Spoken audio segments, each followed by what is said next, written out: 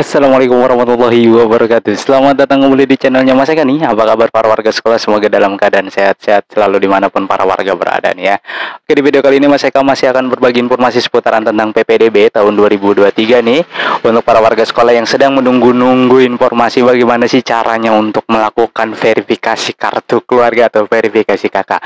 Karena di video sebelumnya itu kan Mas Eka sudah membahas ya, persiapkan berkas yang harus disiapkan untuk pengajuan akun atau aktivasi kakak. Verifikasi kakak, aktivasi akun atau pembuatan akun sebelumnya itu dilakukan verifikasi kakak. Nah, berbeda dari tahun sebelumnya, di tahun ini itu ada proses yang namanya verifikasi kakak ya. Jadi nanti sebelum melakukan atau sebelum pengajuan akun atau akunnya dicetak ya, pembuatan akun itu wajib dilakukan verifikasi terlebih dahulu.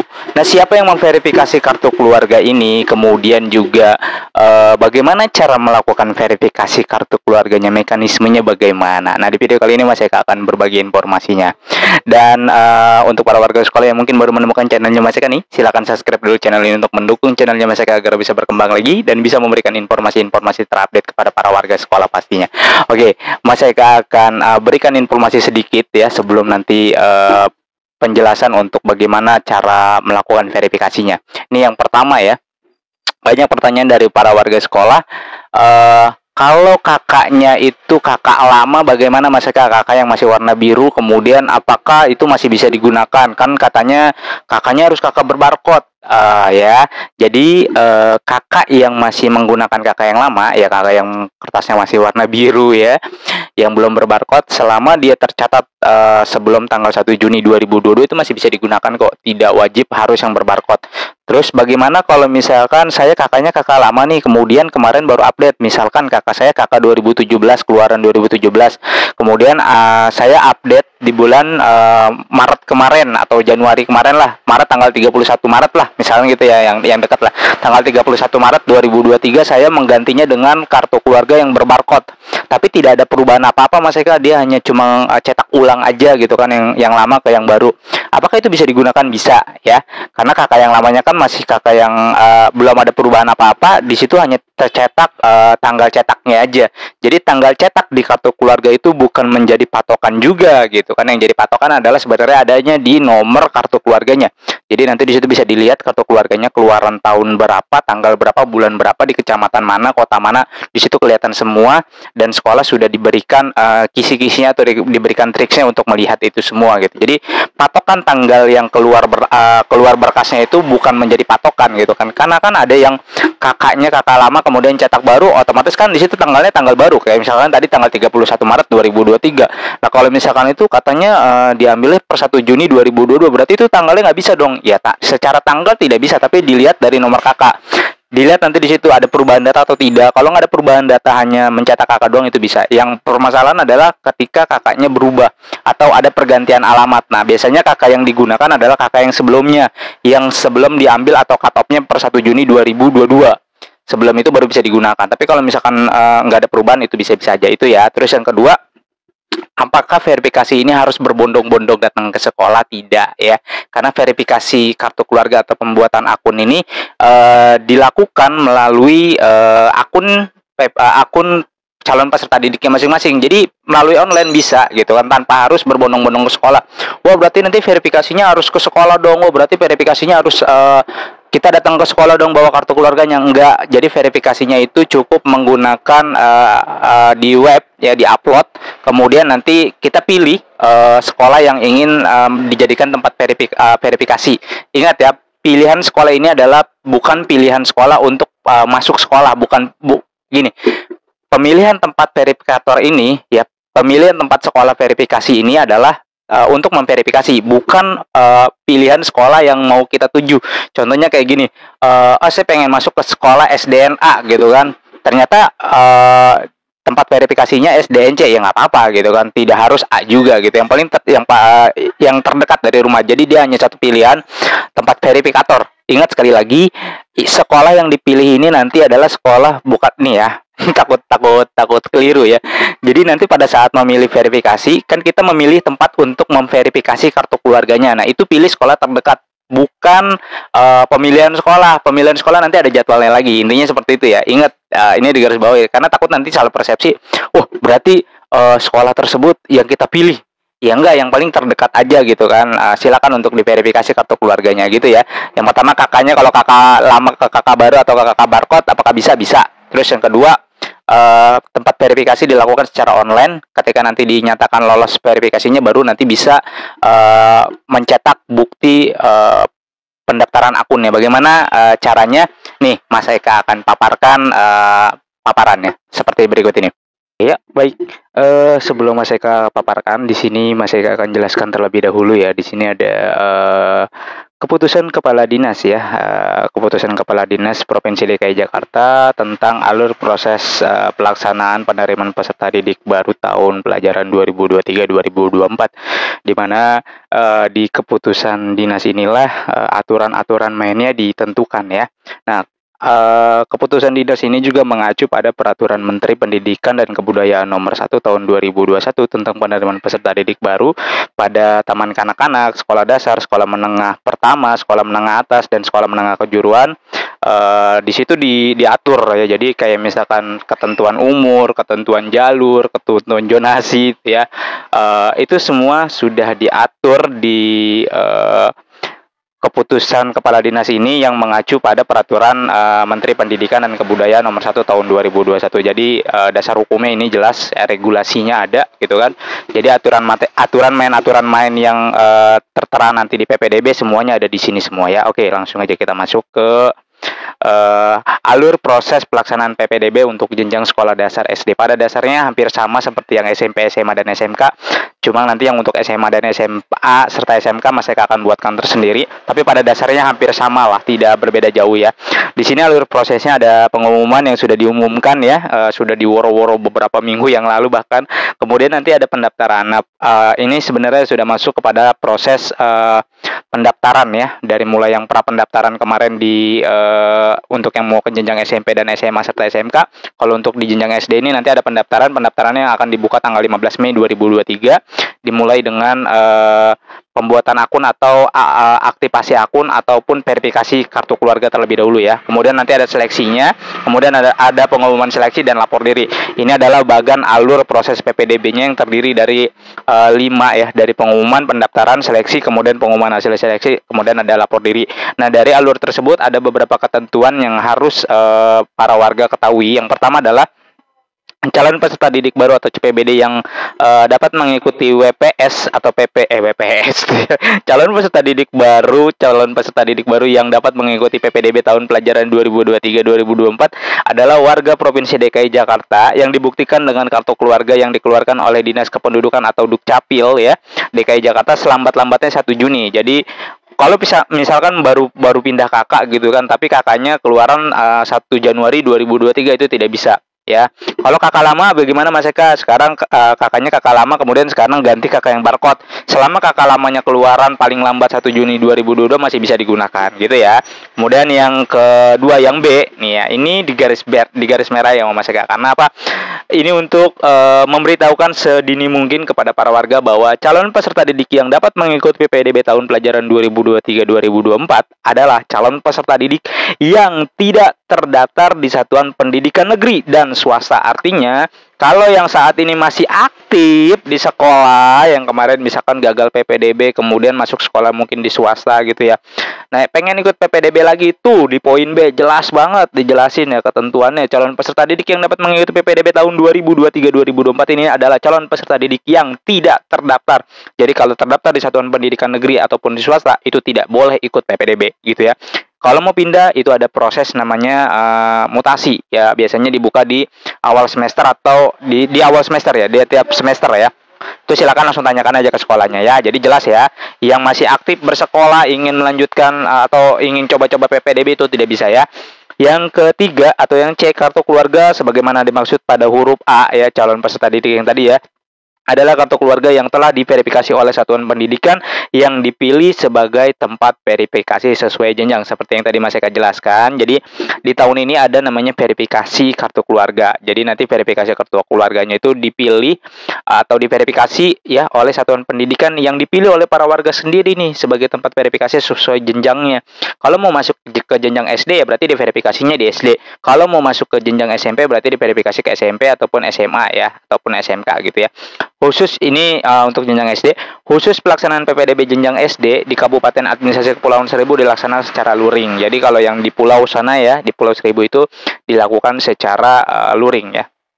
Oke, ini alurnya ya, jadi jelas ya. Nggak usah berbondong-bondong ke sekolah, cukup lakukan secara online di web ppdb.jakarta.go.id ya. Di situ nanti ada acuan akun. Nanti Mas Eka akan jelaskan nih di slide berikutnya ya. Oke, nah ada beberapa jalur ya untuk DSD. Ada jalur afirmasi, zonasi, pindah tugas orang tua, anak guru atau anak guru ya. Terus tahap kedua dan tahap ketiga. Nah sebenarnya di sini yang warna kuning ada ajuan akun. Kalau yang sekarang ini Mas Eka ambil beberapa hari yang lalu. Kalau yang updatean sekarang itu ada warna hijaunya di situ ya untuk cetak ajuan akun kalau tidak salah atau cek verifikasi akun. Ya, di situ ada menu terbaru cek verifikasi akun ya. Di sini ada ajuan akun, kemudian setelah mengajukan akun nanti cek verifikasi kartu keluarganya. Nah, di sini ada beberapa jalur ya. Ada jalur afirmasi. Afirmasi itu terdiri dari penyandang disabilitas, anak panti, anak nakes yang meninggal dunia dalam penanganan COVID, kemudian DTKS, Mitra Transjakarta, KPJ serta KJP. Ya, afirmasi ada satu lagi kalau tidak salah. Oh, kalau di SD tidak ada, sorry, Mas Eka lupa. Mas Eka ingatnya kalau yang di SMP serta SMA serta SMK itu ada namanya afirmasi dari KJP sama KIP ya. Kalau di SD tidak ada KIP dan KJP, dia hanya KPJ aja.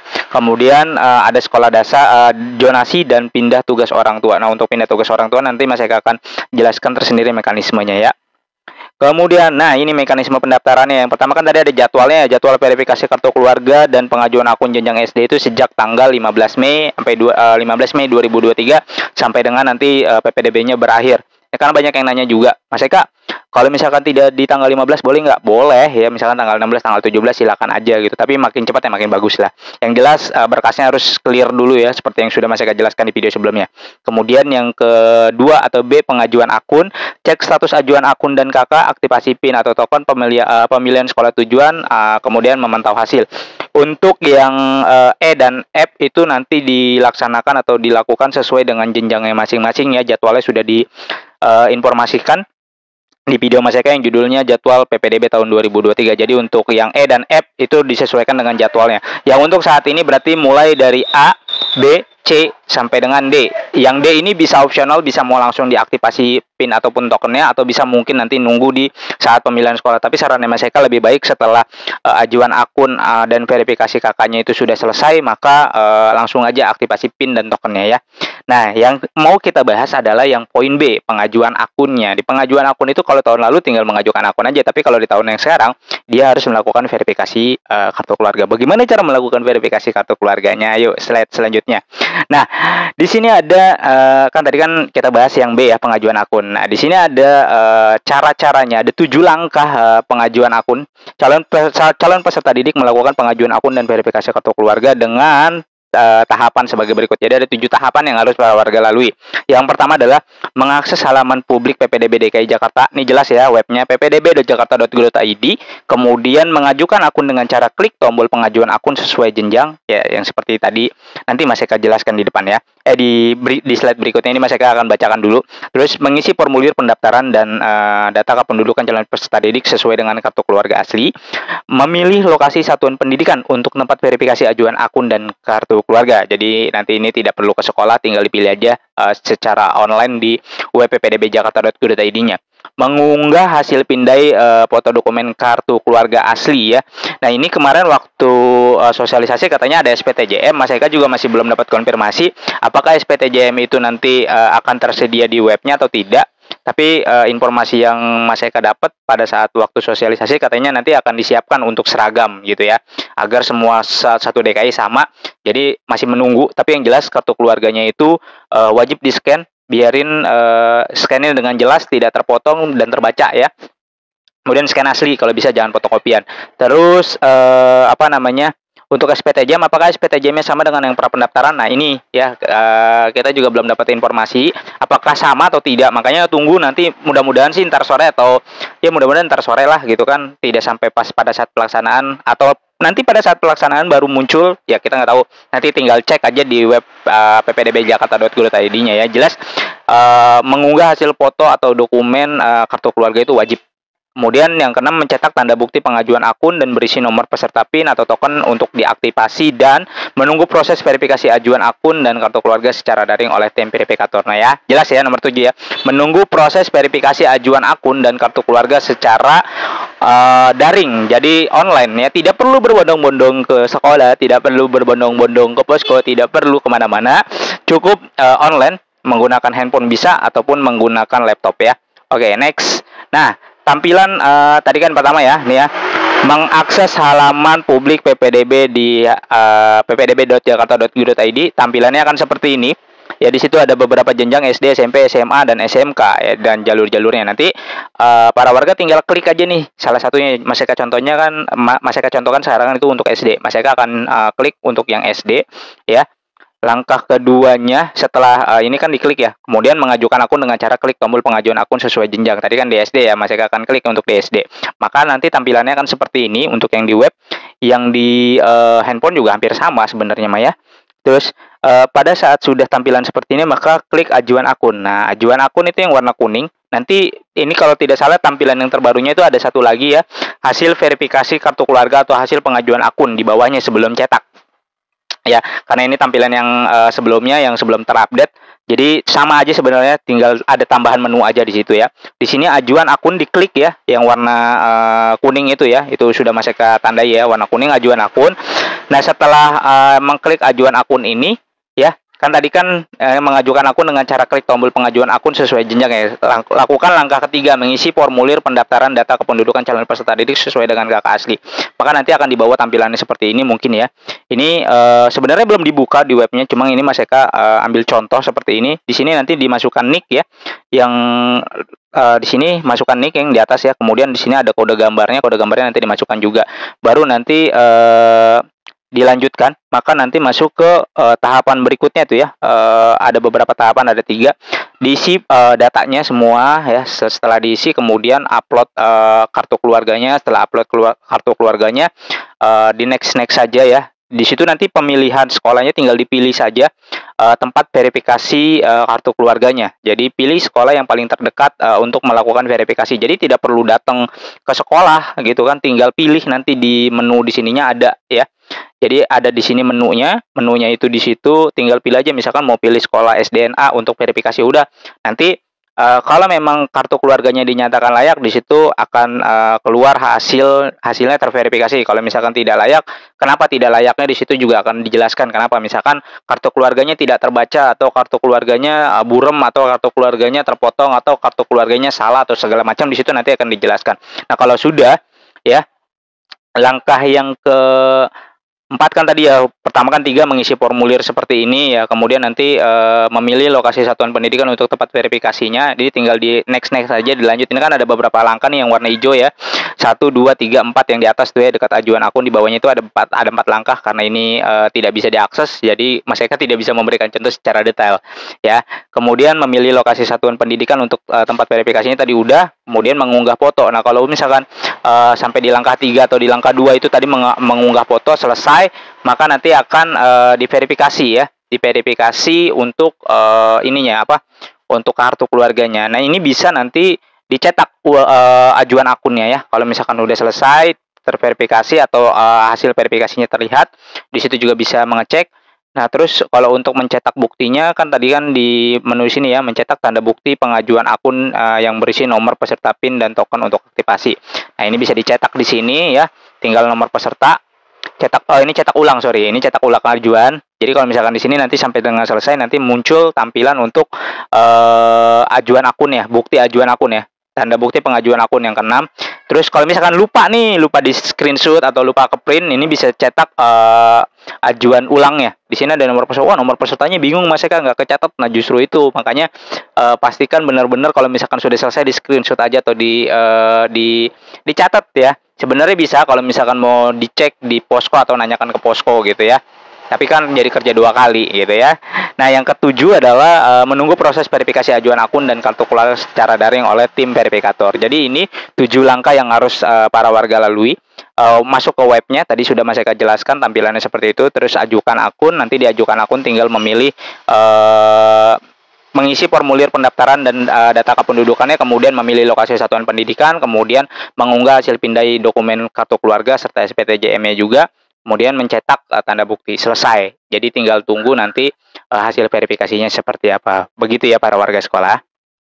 Oke, itu tadi paparannya, mudah-mudahan bisa dimengerti oleh para warga sekolah ya. Sekali lagi mudah-mudahan bisa dimengerti, dan Mas Eka ingatkan sekali lagi bahwa untuk verifikasi kartu keluarga ini tidak perlu berbondong-bondong ke sekolah, tidak perlu datang ke sekolah. Tujuannya tidak perlu beramai-ramai nongkrong di sekolahan, cukup menggunakan web yang sudah disediakan ya di ppdb.jakarta.go.id seperti yang tadi sudah Mas Eka paparkan. Itu langsung ajukan aja verifikasi kartu keluarga. Yang jelas kartu keluarganya itu harus di-scan ya. Scan-nya itu harus jelas, terbaca, dan tidak terpotong, dan jangan pernah diutak-atik untuk diedit-edit ya. Kemudian ada SPTJM, udah itu aja diupload, kemudian nanti tinggal menunggu hasil verifikasi dari sekolah yang akan memverifikasinya. Jadi para warga sekolah nggak perlu datang ke sekolah, nggak perlu repot-repot nongkrong di sekolah, udah mendingan di rumah aja. Kecuali misalkan ada permasalahan-permasalahan yang sifatnya teknis, itu silakan bisa langsung datang ke sekolah. Contohnya seperti ini, Mas Eka, saya kartu keluarganya ada perubahan nih karena orang tuanya meninggal gitu kan. Otomatis kepala keluarganya meninggal, otomatis nomor kakaknya itu berubah. Nah, itu bagaimana? Coba itu datang ke posko terdekat ya. Sebelum ke posko ke dinas, datang dulu ke posko kota dulu ya. Misalkan kayak di itu kan ada tuh posko-posko untuk tingkat kotanya, silakan datang ke situ ya. Oke, mungkin itu aja informasi yang bisa Mas Eka sampaikan. Mudah-mudahan informasi ini bisa bermanfaat untuk para warga sekolah sekalian dan bisa menambah lagi informasi atau wawasannya seputaran tentang PPDB Jakarta tahun 2023 ini. Oke, Mas Eka rasa cukup informasinya. Sampai jumpa di konten berikutnya. Wassalamualaikum warahmatullahi wabarakatuh.